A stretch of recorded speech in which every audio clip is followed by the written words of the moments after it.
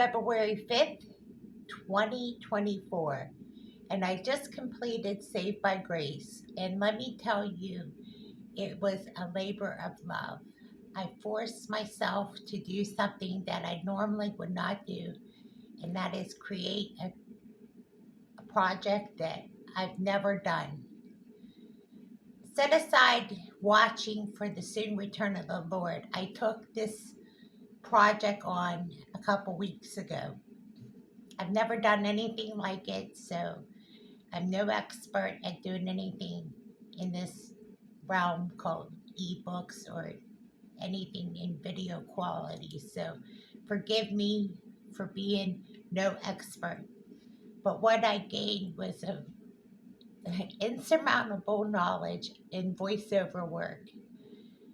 What I learned about the characters in the story, as it is based on a true story, although some things were switched around in the story to not give away too many answers or questions about what the characters were all about. There was a lot to the story that gave me so much hope.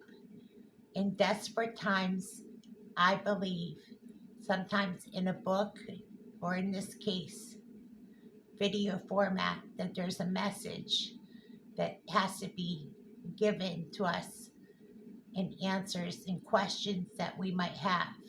And I hope by illustrating it in this way that maybe I can offer some insight into questions that even I had, because I learned something.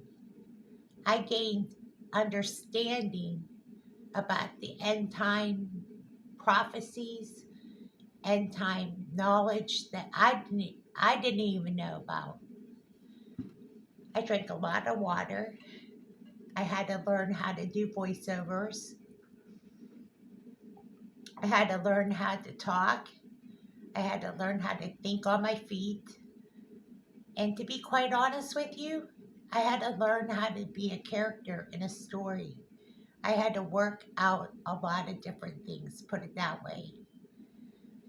So, with that being said, learning how to be a character in a story is one thing, but playing the role is another. But living it in real life was what made this story so surreal for me. In every part of that story, I played out the characters and lived out the story. It was like as if my home became the home of the actual characters of the story. It became so real to me. It wasn't no fantasy because actually, in every part of the story, a lot of this story was real, true, and it did happen. Long time ago, Grace, the character, the main character, was me. I was the battered wife that fled for my life. So I know firsthand who the main character was. I told my story. I had to share my story.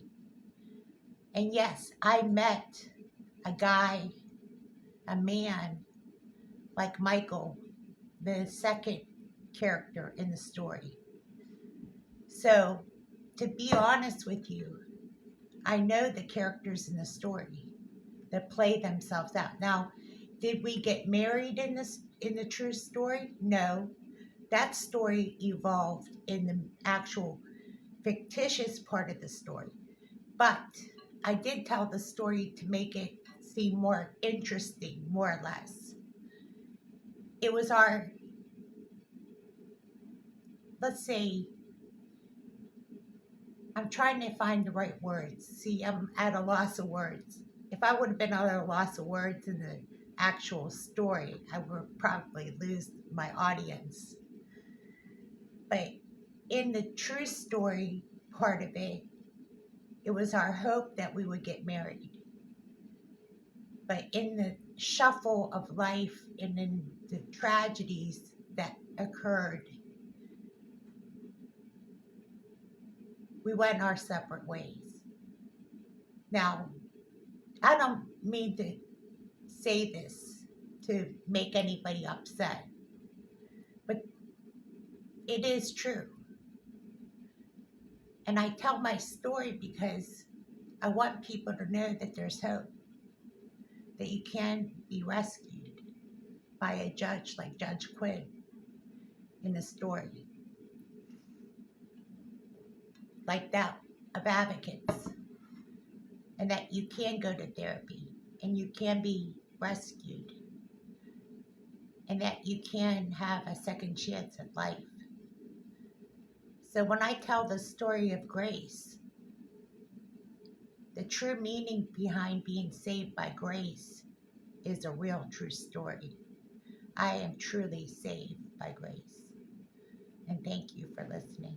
Please take the time to listen to my story.